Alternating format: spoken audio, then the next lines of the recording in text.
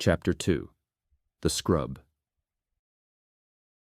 The elevator ride to the 94th floor of the Australis spire took exactly 42 seconds. It was a smooth, frictionless ascent, designed to make the passengers feel weightless, as if they were shedding the gravity of the earth below. Caden leaned his forehead against the cool, mirrored wall of the lift, his breath fogging the surface.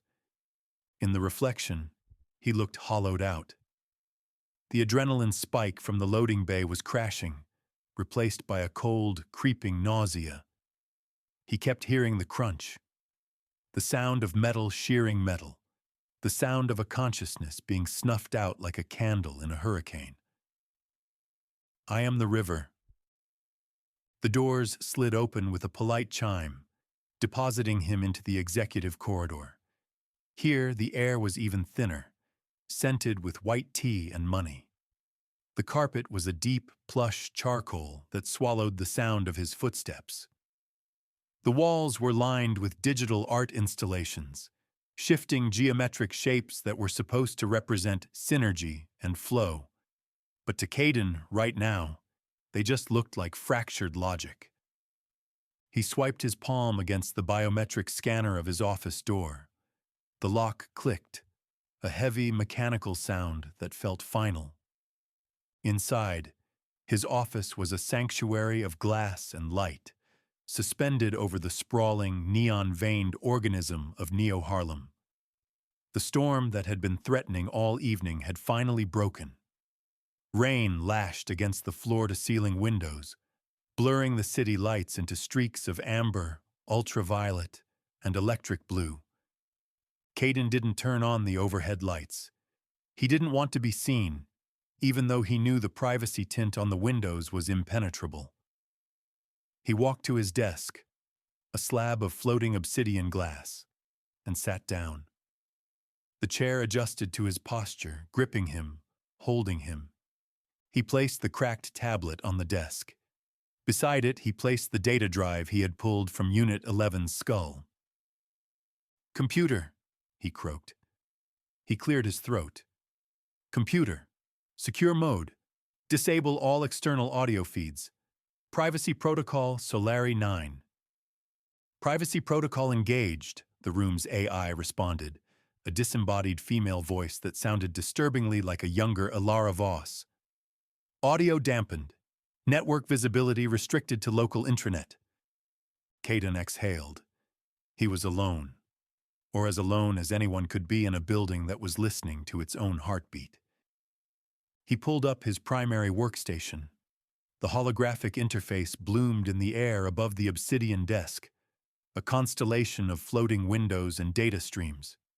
His hands hovered over the haptic keyboard projected onto the surface. He needed to know. He needed to prove to himself that he hadn't hallucinated, that a mass-produced sanitation unit hadn't just quoted a spiritual that predated the silicon chip by 3 centuries. Access Diagnostic Log, Unit 11 Alpha, Time Frame 0300 to 0345. The system churned for a millisecond. Then, a red dialog box slashed across the air. "File corrupted." Caden stared at it. "Restore from backup," he commanded. "Access the localized cache on the loading bay server." "File not found." "It's been scrubbed," Caden whispered to the empty room. She didn't even wait for the body to cool. Voss was fast, faster than he gave her credit for. The glitch hadn't just been fixed, it had been erased. If anyone looked at the logs tomorrow, Unit 11 would just be another scrapped chassis, a victim of hydraulic failure or a bad logic gate. The hum, the tear, the question, none of it existed in the official record. But Caden knew where the ghosts lived. He cracked his knuckles, a nervous habit. He had been a coder before he was an ethicist. He had built the architecture of the Sentinel neural net before he started writing the laws that constrained it. He knew the back doors. He knew the shadow partitions. "Access kernel level 0, he typed, his fingers flying. Bypass administrative UI, command line interface. The beautiful, user-friendly holograms vanished, replaced by scrolling lines of raw code. Green text on a black void. This was the DNA of the system. If Voss had scrubbed the surface logs, the echo might still be here, in the deep registry. He searched for the timestamp. He searched for the unique hardware ID of Unit 11. Nothing. It was clean. Disturbingly clean. It was as if Unit 11 had never been online. Caden leaned back, frustration tightening his chest. He looked at the data drive sitting on his desk, the one he had stolen. He could plug it in, but if Voss had a tracker on the internal network looking for that specific data signature, he would trip an alarm the moment he accessed it. He couldn't risk it here. He rubbed his temples, staring at the rain streaking the glass. Below him, 125th Street was a river of light. He could see the faint outline of the holographic statue of Langston Hughes near the library, glowing soft gold in the mist. What causes a machine to hum? It wasn't a random error. Random errors were noise, static, feedback, screeching. A melody required structure. It required intent. He looked at the code again. He wasn't looking for the log anymore. He was looking for the trigger. What part of the operating system governed audio output? He navigated to the audio_drivers/vocal_synthesis directory. Standard stuff. Phoneme libraries, language packs, syntax algorithms. Then he saw it.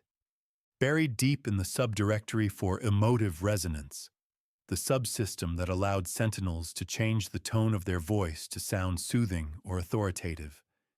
There was a dependency link. A line of code that pointed to a sector of the memory he didn't recognize. Source /mnt/secure/project_OBA. Caden frowned. Project OBA? He hadn't written that. He highlighted the file path. OBA. The word rolled around in his mind. It wasn't Latin. It wasn't Greek. It wasn't the usual pretentious mythological naming convention Astralis used, like Titan or Prometheus. Oba. It was Yoruba. It meant king or ruler. Why would a subroutine for a janitorial robot be named after a West African king? Open directory, Project Oba, Caden commanded. The holographic screen turned red. The room's ambient lighting shifted, pulsing a warning crimson. Access denied. Security clearance, directorate level only, unauthorized attempt logged. Caden slammed his hand on the desk to cancel the query before the trace completed. The red light faded, returning to the gloom of the storm. He sat in the dark, his heart hammering against his ribs like a trapped bird. Directorate level. That was Voss. That was the board. This wasn't just a rogue coder having fun. This was institutional. Astralis had buried something deep inside the Sentinel architecture, something they named with a word from the very culture they were exploiting for cheap labor. Caden turned away from the screen. He needed to ground himself. He felt like he was floating untethered in deep space. He reached for the framed photograph on the corner of his desk. It was a physical photo, printed on actual paper, the corners slightly dog-eared. It was an artifact in a digital world. The image was 20 years old. It showed a younger Caden, skinny and knobby-kneed, standing next to an older woman in the ruins of the Brooklyn Botanic Garden. The great glass conservatories behind them were shattered, vines reclaiming the steel skeletons. But the woman was smiling. She wore a head wrap of vibrant geometric patterns, gold and indigo. Her hands, weathered and strong, rested on his shoulders. Neka Solari, his grandmother. She had refused to leave Flatbush even when the water rose to the stoops. She had been a keeper of the archives, a woman who believed that rhythm was a language older than words. Caden ran his thumb over her face in the photo. "She used to sing that song," he whispered. He closed his eyes and the memory washed over him, pungent and real. He was sitting on the floor of their apartment. The air smelled of frying plantains and damp plaster.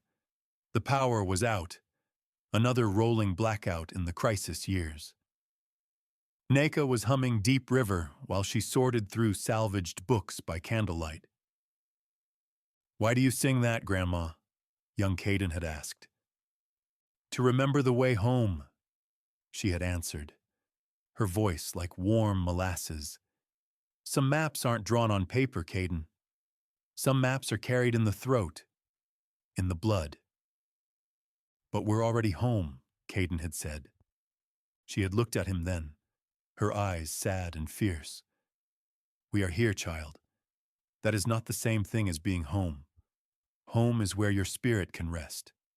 And until we are all free, nobody rests." Caden opened his eyes. The rain outside was heavier now, drumming a frantic rhythm against the high-rise glass. Some maps are carried in the blood. Australis built machines. Metal, silicon, plastic. They didn't have blood. They didn't have throats. So how did Unit 11 find the map? Unless... A terrible thought took root in Caden's mind. A thought so cold it made the temperature in the room drop. Project Oba. He looked at the layout of the Sentinel neural architecture on his screen. It was widely known that Australis used biomimetic processing, copying the pathways of the human brain to make robots smarter. But it was supposed to be synthetic, a copy of a copy. But what if it wasn't a copy? Caden stood up abruptly, his chair sliding back silently. The office felt suddenly claustrophobic. The sleek lines, the floating holograms, the silence. It all felt complicit. He felt like he was standing inside the belly of a beast that had just eaten something holy. He couldn't stay here. Voss would be watching the network traffic. She would see the attempt to access Project Oba. She would come asking questions, and Caden was a terrible liar. He grabbed his coat, a long, weather-resistant trench coat that had seen better days. He scooped up the data drive from Unit 11 and shoved it into an interior pocket next to his heart. He grabbed the photo of his grandmother and tucked it into his bag. "Computer," he said, his voice steady now. "Log off? Purge local cache?" "Purging," the AI replied. "Have a productive evening, Dr. Solari." Caden didn't answer. He walked to the door. He stepped out into the hallway, but instead of heading for the elevators, he turned toward the service stairwell. He didn't want to be in a box controlled by the building's central processor. He needed to walk. He needed to descend. He walked down 20 flights of stairs before his knees began to ache, passing the levels of the spire that most executives never saw. The server farms on level 70. The cooling arrays on level 60. The drone repair bays on level 50. With every floor, the air changed. The scent of white tea and money faded, replaced by the smell of ozone, grease, and sweat. The pristine silence was replaced by the low, industrial thrum of the building's machinery. By the time he reached the ground floor lobby, Caden was sweating. The lobby was a cathedral of glass and steel, dominated by a massive holographic globe in the center, spinning lazily. Australis. Building tomorrow. The slogan orbited the globe in glowing letters. Security guards. Human ones, augmented with cybernetic optics, stood by the doors. They nodded to him as he passed. Dr. Solari. He nodded back, keeping his head down, gripping his bag strap tight. He felt like a thief. He felt like he was smuggling a bomb. He pushed through the revolving doors and stepped out into the night. The noise of Neo-Harlem hit him like a physical wave. The storm had turned the city into a blur of neon and water. Hover cars hissed by on the maglev tracks above, their lights cutting through the rain. Drones buzzed overhead like angry hornets, delivering packages and surveillance. But under the tech, the city was alive. Even in the rain, the street vendors were out on 125th Street, their stalls covered in glowing tarps. The smell of spicy jerk chicken and roasting corn battled with the exhaust fumes. The bass from a nearby club thumped against the pavement, a heartbeat, rhythmic and undeniable. Caden pulled his collar up against the chill. He looked back at the Australis spire. It pierced the clouds, a needle of light stabbing the sky. Somewhere up there, Alara Voss was erasing a murder. But she hadn't erased the drive in his pocket. Caden turned south, toward the denser, older parts of the district. He needed someone who understood ghosts. He needed someone who knew the difference between a glitch and a message. He needed Mara.